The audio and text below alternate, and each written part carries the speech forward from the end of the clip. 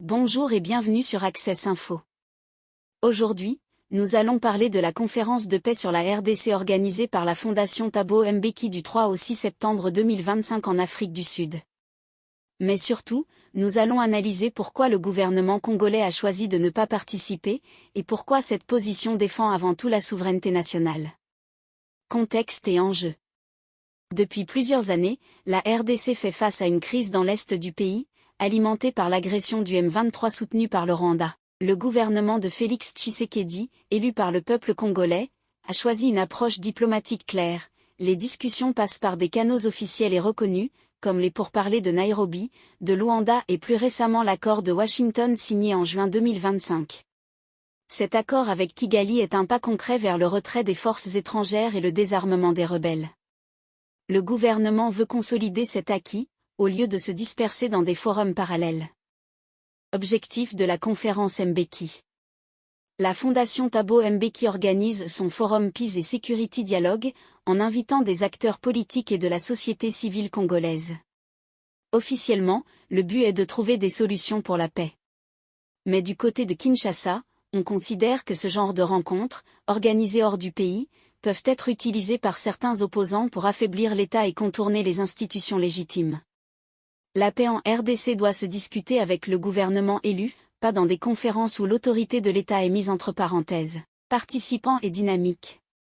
Parmi les invités, on retrouve plusieurs figures de l'opposition congolaise, Joseph Kabila, Moïse Katumbi, Martin Fayoulou, Vital Kamerhe, Corneille Nangaa, ainsi que des organisations de la société civile et des représentants religieux. Mais, fait marquant, le gouvernement congolais n'a pas envoyé de délégation officielle. Pourquoi ? Parce que le risque est de voir cette rencontre servir de plateforme politique à des acteurs qui cherchent à délégitimer les institutions issues des élections. La position de Kinshasa est claire, les Congolais ne doivent pas importer leur division à l'étranger. Les vraies solutions passent par le dialogue interne, dans le respect de la Constitution et du processus démocratique. Programme et limites de la conférence.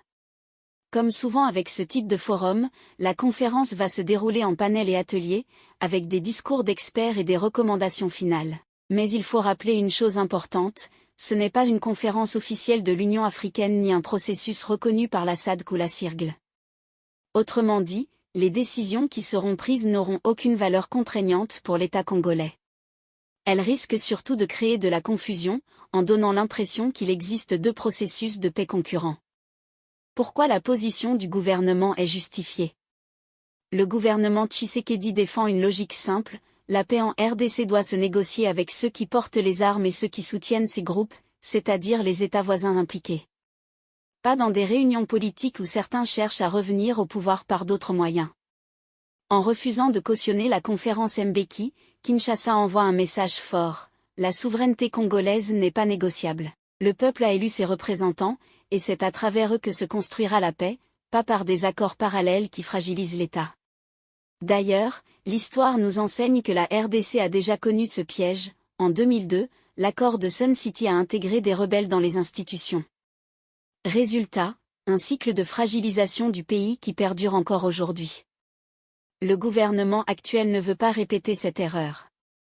En résumé, si la conférence de la Fondation Thabo Mbeki part d'une bonne intention, elle ne peut pas remplacer les processus officiels déjà engagés par le gouvernement congolais et ses partenaires internationaux. Kinshasa reste déterminé à ramener la paix, mais dans un cadre clair, respectueux de la souveraineté et des institutions nationales. Appel à l'action, et vous, qu'en pensez-vous ? Le gouvernement a-t-il eu raison de ne pas participer à cette conférence ? Laissez vos avis en commentaire, abonnez-vous pour plus d'analyses, et à bientôt.